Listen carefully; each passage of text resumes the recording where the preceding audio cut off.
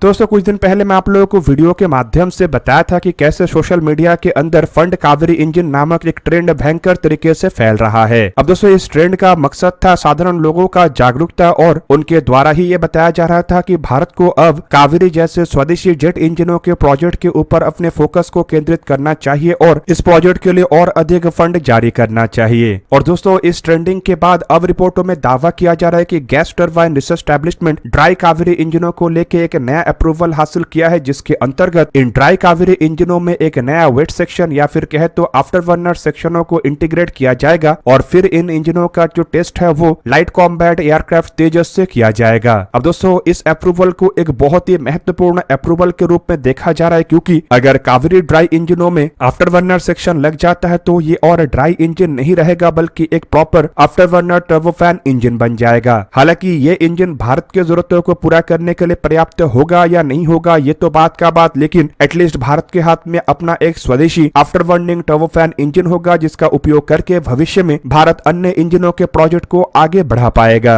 दोस्तों यहाँ पे आप लोगों के जानकारी के लिए बता दूं कि गैस टरबाइन रिसर्च एस्टेब्लिशमेंट असल में डीआरडीओ का वही शाखा है जो कि भारत के अंदर अलग अलग तरीके के जेट इंजनों के ऊपर काम करता है, और चाहे छोटे आकार के टर्बोफैन इंजन हो या फिर कावेरी इंजन, सभी के डेवलपमेंट का जिम्मेदारी currently gas turbine research establishment के पास है। अब दोस्तों ये जो अप्रूवल देने का बात कहा जा रहा है ये असल में महत्वपूर्ण इसलिए भी है क्योंकि इससे भारत अपने आप को एरो इंजन के सेक्टर में भी आत्मनिर्भर कर पाएगा। दोस्तों इस अप्रूवल के अंतर्गत बताया जा रहा है कि करंट जो ड्राई कावेरी इंजन को भारत की तरफ से तैयार किया गया है इसमें एक नया डेवलप किया हुआ आफ्टर बर्नर सेक्शन को लगाया जाएगा और फिर इन इंजनों के जो टेस्टिंग है वो तेजस एयरक्राफ्टों के एक पुराने टेक्नोलॉजी डेमोन्स्ट्रेशन के माध्यम से किया जाएगा। हालांकि दोस्तों इस तरीके के टेस्टिंग से पहले इंजनों को कई दौर के टेस्ट से गुजरना है और बताया जा रहा है कि रशिया में जो कावेरी इंजनों के टेस्ट के लिए भेजा गया है पैरेलली उसके साथ इस तरीके के प्रोजेक्ट को आगे बढ़ाया जाएगा और इसके जो फाइनल टेस्ट है वो शायद साल 2028 तक अंजाम दिया जाएगा। अब दोस्तों यहाँ पे आप लोगों के जानकारी के लिए बता दूं कि कावेरी इंजनों का डेवलपमेंट असल में तेजस एयरक्राफ्टों के लिए ही किया जा रहा था। 80 के दशक में तेजस एयरक्राफ्टों के साथ कावेरी इंजनों के प्रोजेक्ट को शुरू किया गया था, लेकिन कावेरी इंजनों के डेवलपमेंट में डिले के वजह से और कई तरीके के टेक्निकल इश्यूज के वजह से भारत आखिरकार तेजस एयरक्राफ्टों में अन्य देशों के इंजनों को इस्तेमाल करने के लिए मजबूर हुआ। हालांकि दोस्तों कावेरी इंजनों के प्रोजेक्ट को बंद नहीं किया गया बल्कि इसे लगातार इंप्रूव किया गया और आखिरकार इसके एक नए वेरिएंट या डेरिवेटिव वेरिएंट के रूप में ड्राई कावेरी इंजन को तैयार किया गया। अब दोस्तों ड्राई कावेरी इंजन को भारत के लिए एक बहुत बड़े सफलता के रूप में देखा जाता है और दोस्तों इस इंजन का उपयोग बताया जा रहा है कि सबसे पहले घातक जैसे अनमैन कॉम्बैट एरियल व्हीकल में किया जाएगा। हालांकि दोस्तों घातक में इसके आफ्टर बर्नर सेक्शन के साथ उपयोग नहीं होगा बल्कि non after burner dry section में ही इन इंजनों का इस्तेमाल किया जाएगा। पर दोस्तों बताया जा रहा है कि इन इंजनों के थ्रस्ट को लेके भारत को पिछले कुछ समय में कुछ सफलताएं मिला है और पहले जहां पे इंजनों के थ्रस्ट केवल मात्र 46 किलोन्यूटन तक एक्सपेक्ट किया जा रहा था तो वहीं पे अब बताया जा रहा है कि यह थ्रस्ट बढ़ के करीब करीब 49 टू 50 किलोन्यूटन तक किया गया है। मतलब अब अगर इन इंजनों में आफ्टर बर्नर सेक्शन का उपयोग किया जाता है तो पहले के 46 किलोन्यूटन थ्रस्ट वाले वेरिएंट में अगर आफ्टर बर्नर सेक्शन का उपयोग किया भी जाता तब भी ये 73 टू 75 किलोन्यूटन ही मैक्सिमम थ्रस्ट प्रोड्यूस कर पाता। लेकिन दोस्तों अब अगर बताया जा रहा है कि इसमें 49 टू 50 किलोन्यूटन तक ड्राई थ्रस्ट प्रोड्यूस करने का क्षमता है तो आफ्टर बर्नर सेक्शन के साथ ये नो डाउट करीब करीब 80 किलोन्यूटन तक थ्रस्ट प्रोड्यूस कर पाएगा। और दोस्तों अगर 80 किलोन्यूटन तक भी थ्रस्ट इससे प्रोड्यूस होता है तो एक तरीके से आप कह सकते हैं कि तेजस एयरक्राफ्टों के लिए कावेरी इंजनों को लेके भी सोचा जा सकता है। हालांकि दोस्तों कितना थ्रस्ट इससे जनरेट होता है ये तभी एक्चुअल में पता चलेगा जब इन इंजनों में आफ्टर बर्नर सेक्शन को लगा के टेस्ट किया जाएगा।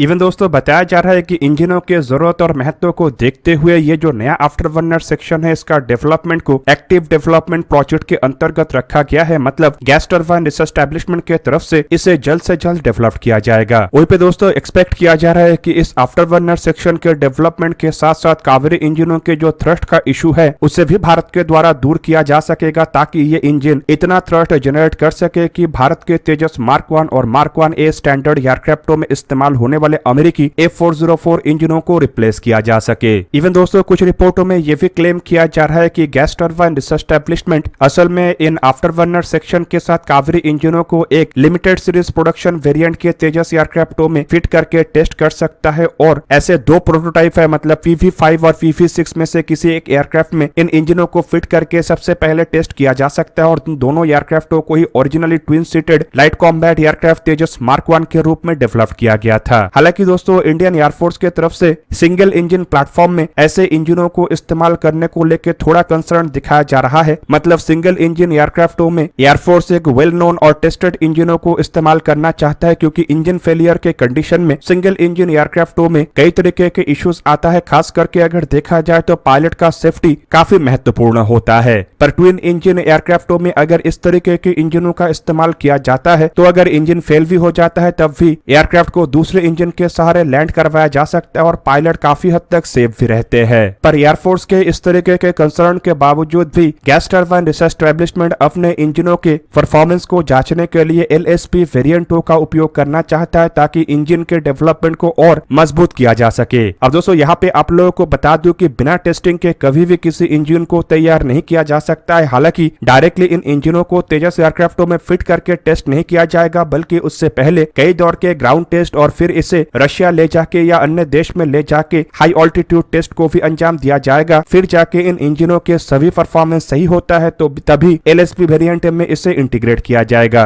दूसरी तरफ दोस्तों मेरा मानना यह भी है कि भारत के पास भी अपने खुद के ऐसे टेस्ट फिट एयरक्राफ्ट होना चाहिए, जहां पे कि इंजनों को फिट करके टेस्ट किया जा सके, क्योंकि ऐसे इंजनों के डेवलपमेंट के दरमियान अगर हर बार इंजन को रशिया या अन्य देश में ले जाना पड़ता है तो ये एक तरफ जहां पे टाइम टेकन है तो वहीं पे इससे प्रोजेक्ट भी डिले होता है, और दूसरी तरफ भारत के अंदर अब इंजनों को लेके भी काफी तेज रफ्तार में काम हो रहा है। मतलब भारत को अब लगातार ऐसे हाई ऑल्टीट्यूड टेस्टिंग का आवश्यकता पड़ेगा और हर बार ऐसे टेस्टिंग के लिए इंजन को बाहर ले जाना शायद पॉसिबल ना हो। दोस्तों आप लोगों को ये भी बता दूं कि करंटली तेजस एयरक्राफ्टों में इंजनों को लेके कई तरीके के इश्यूज आ रहा है। खास करके अमेरिका के द्वारा इंजनों को जो डिले किया जा रहा है वो भारत के लिए एक बहुत बड़ा कंसर्न का कारण बना हुआ है। ऐसे में अगर F404 इंजनों की एक ऑल्टरनेटिव भारत को मिल जाता है तो इससे बेहतरीन भारत के लिए कुछ भी नहीं होगा, और ऊपर से अगर ये ऑल्टरनेटिव स्वदेशी हुआ तो भारत इससे अपने आप को आत्मनिर्भर भी कर पाएगा और तेजस मार्क 1A एयरक्राफ्ट इससे और अधिक इंडिजीनियस भी हो जाएगा। दोस्तों करंटली तेजस मार्क 1 और मार्क 1A एयरक्राफ्टों में अमेरिकी इंजन F404 का एक डेरिवेटिव वेरिएंट मतलब F404 IN20 का इस्तेमाल किया जा रहा है, जो कि करीब करीब 84 to 85 किलोन्यूटन तक थ्रस्ट प्रोड्यूस कर सकता है। अब दोस्तों इन इंजनों को वेल टेस्टेड इंजन कहा जाता है और कई दशकों से इन इंजनों का उपयोग अमेरिका अपने कई सारे एयरक्राफ्टों में कर चुका है, और अभी भी करंटली देखा जाए तो इन इंजनों का उपयोग कई सारे अलग अलग देशों के एयरक्राफ्टों में हो रहा है। ऐसे में सिंगल इंजन कंडीशन में अगर इन इंजनों का उपयोग तेजस एयरक्राफ्टों में होता है तो सेफ्टी को लेकर उतना अधिक कंसर्न नहीं होगा, क्योंकि इंजन ऑलरेडी टेस्टेड है। जबकि दोस्तों कावेरी इंजनों को अगर F404 इंजनों की जगह में इस्तेमाल करना है तो कम से कम 83 to 85 किलोन्यूटन तक थ्रस्ट प्रोड्यूस करने का क्षमता इसमें होना चाहिए। पर रिसेंटली बताया जा रहा है कि इन इंजनों के थ्रस्ट मैक्सिमम 80 किलोन्यूटन तक हो पाएगा, और मेरा मानना यह है कि 80 किलोन्यूटन थोड़ा तो कम होगा, लेकिन भारत के कंडीशन में शायद ये उतना अधिक फर्क ना डाले, क्योंकि बताया जाता है कि विदेशी इंजनों को जब भारत के कंडीशन में मतलब भारत के एनवायरमेंट और वेदर में लाया जाता है तो कम से कम 5 से 10% तक इंजनों का जो थ्रस्ट है वो गिर जाता है। ऐसे में F404 इंजनों का अधिकतम थ्रस्ट करीब करीब 84 to 85 किलोन्यूटन है, और इसमें अगर 5 से थ्रस्ट नीचे गिरता है तो ये करीब करीब 80 किलोन्यूटन के आसपास चला आता है। और कावेरी इंजन अगर भारत के कंडीशन में ही 80 किलोन्यूटन तक थ्रस्ट प्रोड्यूस करने में समर्थ होता है तो ये एक तरीके से F404 इंजनों के जगह लेने के लिए पर्याप्त होगा, लेकिन उससे पहले इंजनों को कई दौर के टेस्ट से गुजरना है और एक सफल आफ्टर बर्नर सेक्शन को भी डेवलप करना है, तभी जाके भारत इस चीज को इंश्योर कर सकेगा। और दोस्तों मेरा मानना यह है कि अगर सब कुछ सही भी चलता है तब भी ऐसे कावेरी इंजनों को डेवलप करने के लिए कम से कम और 4 से 5 साल का समय लगेगा, और तब तक अगर भारत तेजस एयरक्राफ्टों के लिए इंजनों को लेकर इंतजार करता है तो ये भारत के मॉडर्नाइजेशन प्लान को संपूर्ण रूप से बिगाड़ सकता है। और इसी वजह से मेरा मानना यह है कि F404 इंजनों के बेस पे फिलहाल तेजस एयरक्राफ्टों के प्रोडक्शन को कंटिन्यू करना चाहिए, और जब कावेरी इंजनों के 18 किलोन्यूटन थ्रस्ट वाले वेरिएंट बन जाता है तब इन इंजनों का उपयोग तेजस एयरक्राफ्टों में किया जा सकता है, या फिर इंजनों के रिप्लेसमेंट के दरमियान इन इंजनों का उपयोग तेजस एयरक्राफ्टों में किया जा सकता है। जबकि वहीं पे अगर तेजस मार्क 2 जैसे एयरक्राफ्टों के इंजनों के रिप्लेसमेंट भारतीय स्वदेशी इंजन के माध्यम से करना है तो भारत को कम से कम 90 to 100 किलोन्यूटन थ्रस्ट वाले इंजनों को डेवलप करना पड़ेगा, क्योंकि करंटली तेजस मार्क 2 एयरक्राफ्टों में F414 इंजनों का उपयोग हो रहा है जो कि 98 किलोन्यूटन तक थ्रस्ट प्रोड्यूस करता है, और अगर इंडियन एनवायरमेंट में ये थ्रस्ट गिर के 90 किलोन्यूटन तक भी होता है तब भी F414 को कावेरी इंजनों के माध्यम से रिप्लेस नहीं किया जा सकता है। रिपोर्ट में यह भी क्लेम किया जा रहा है कि भारत के द्वारा कावेरी इंजनों के करंट वेरिएंटों को अपग्रेड करके एक नए कोर के साथ अधिक थ्रस्ट वाले कावेरी 2.0 को भी तैयार करने का इरादा रखा जा रहा है, जो कम से कम 85 to 90 किलोन्यूटन तक थ्रस्ट प्रोड्यूस करेगा। और अगर ये भी तैयार हो जाता है तो भारत को भविष्य में तेजस मार्क 2 एयरक्राफ्टों के इंजनों को लेकर भी और अमेरिका के ऊपर डिपेंड होना नहीं पड़ेगा। दोस्तों, आप लोगों को क्या लगता है कि क्या तेजस एयरक्राफ्टों के लिए भारत कभी कावेरी इंजनों को इस्तेमाल कर पाएगा या नहीं? कमेंट करके अपनी राय अवश्य दीजिए। दोस्तों, आज के इस वीडियो को यहीं पे ही करते हैं समाप्त। किसी और एक दिन किसी और एक वीडियो में मिलेंगे, तब तक के लिए जय हिंद, वंदे मातरम।